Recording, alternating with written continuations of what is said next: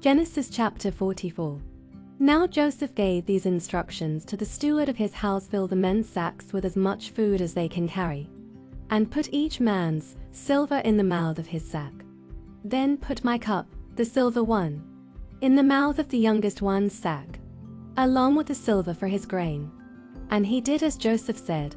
As morning dawned, the men were sent on their way with their donkeys. They had not gone far from the city when Joseph said to his steward, "Go after those men at once, and when you catch up with them, say to them, 'Why have you repaid good with evil? Isn't this the cup my master drinks from and also uses for divination? This is a wicked thing you have done.'" When he caught up with them, he repeated these words to them. But they said to him, "Why does my lord say such things? Far be it from your servants to do anything like that. We even brought back to you from the land of Canaan and the silver we found inside the mouths of our sacks. So why would we steal silver or gold from your master's house? If any of your servants is found to have it, he will die, and the rest of us will become my lord's slaves." "Very well then," he said. "Let it be as you say. Whoever is found to have it will become my slave. The rest of you will be free from blame." Each of them quickly lowered his sack to the ground and opened it. Then the steward proceeded to search, beginning with the oldest and ending with the youngest. And the cup was found in Benjamin's sack. At this, they tore their clothes. Then they all loaded their donkeys and returned to the city. Joseph was still in the house when Judah and his brothers came in, and they threw themselves to the ground before him. Joseph said to them, "What is this you have done? Don't you know that a man like me can find things out by divination? What can we say to my lord?" Judah replied, "What can we say? How can we prove our innocence? God has uncovered your servant's guilt. We are now my lord's slaves, we ourselves, and the one who was found to have the cup." But Joseph said, "Far be it from me to do such a thing. Only the man who was found to have the cup will become my slave. The rest of you, go back to your father in peace." Then Judah went up to him and said, "Pardon your servant. My lord, let me speak a word to my lord. Do not be angry with your servant, though you are equal to Pharaoh himself."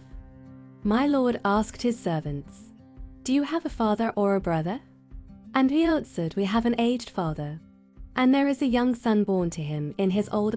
His brother is dead, and he is the only one of his mother's sons left, and his father loves him."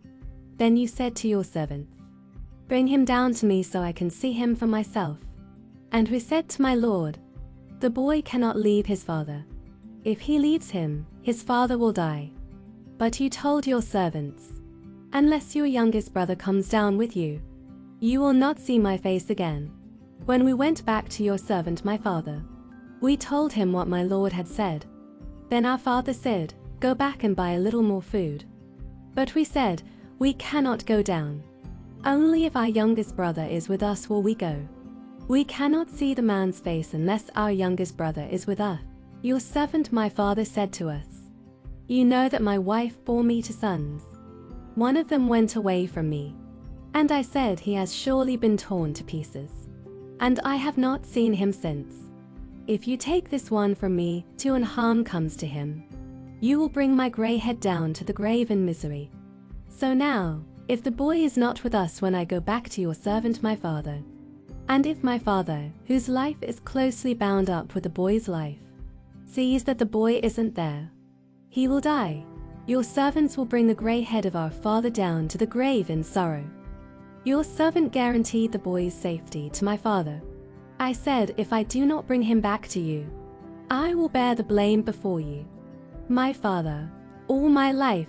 Now then, please let your servant remain here as my lord's slave in place of the boy, and let the boy return with his brothers. How can I go back to my father if the boy is not with me? Now do not let me see the misery that would come on my father." Genesis chapter 45. Then Joseph could no longer control himself before his attendants, and he cried out, "Have everyone leave my presence." So there was no one with Joseph when he made himself known to his brothers. And he wept so loudly that the Egyptians heard him, and Pharaoh's household heard about it. Joseph said to his brothers, "I am Joseph. Is my father still living?" But his brothers were not able to answer him, because they were terrified at his presence.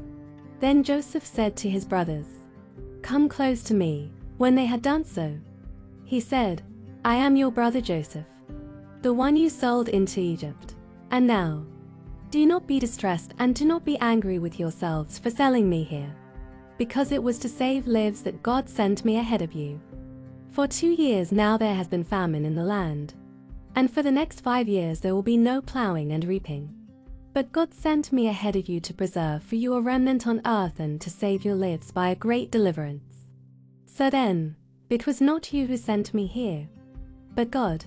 He made me father to Pharaoh, lord of his entire household and ruler of all Egypt. Now hurry back to my father and say to him, 'This is what your son Joseph says: God has made me lord of all Egypt. Come down to me, don't delay.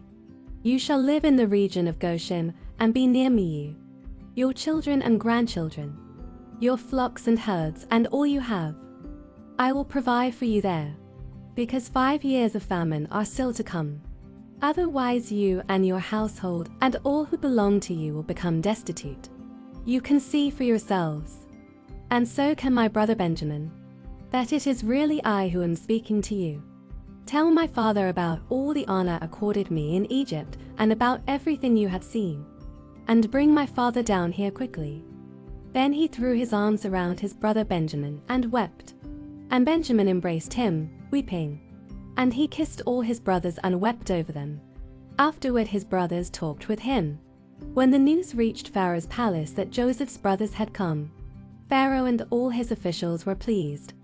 Pharaoh said to Joseph, "Tell your brothers, do this: load your animals and return to the land of Canaan, and bring your father and your families back to me.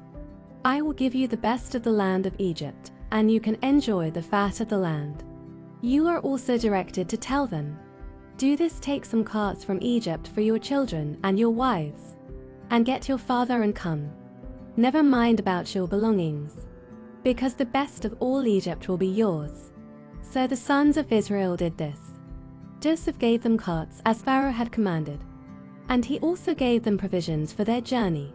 To each of them he gave new clothing, but to Benjamin he gave 300 shekels of silver and 5 sets of clothes.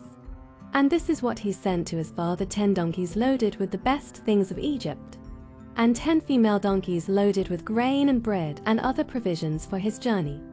Then he sent his brothers away, and as they were leaving he said to them, "Don't quarrel on the way."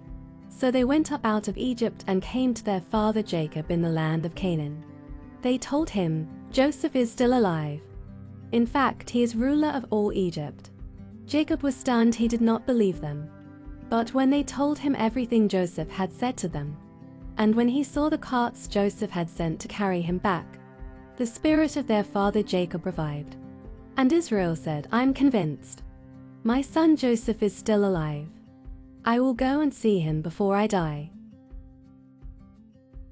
Matthew chapter 14, verse 1 to 21.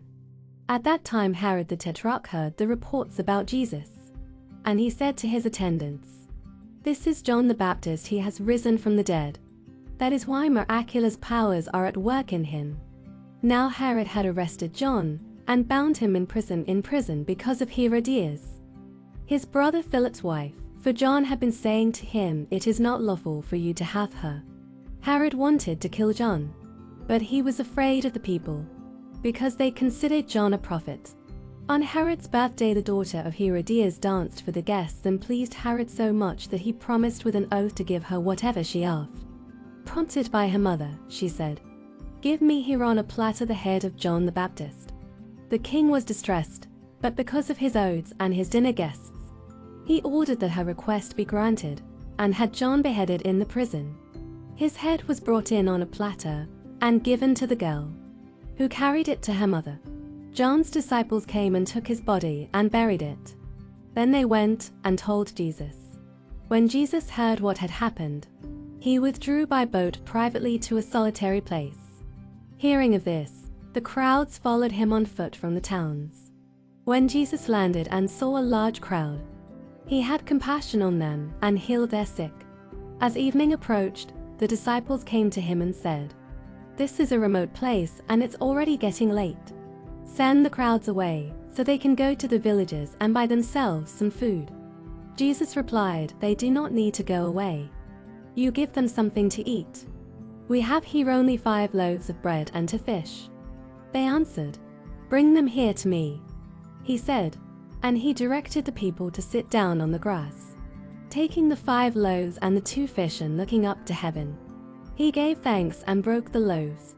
Then he gave them to the disciples, and the disciples gave them to the people. They all ate and were satisfied. And the disciples picked up 12 basketfuls of broken pieces that were left over. The number of those who ate was about 5,000 men, besides women and children.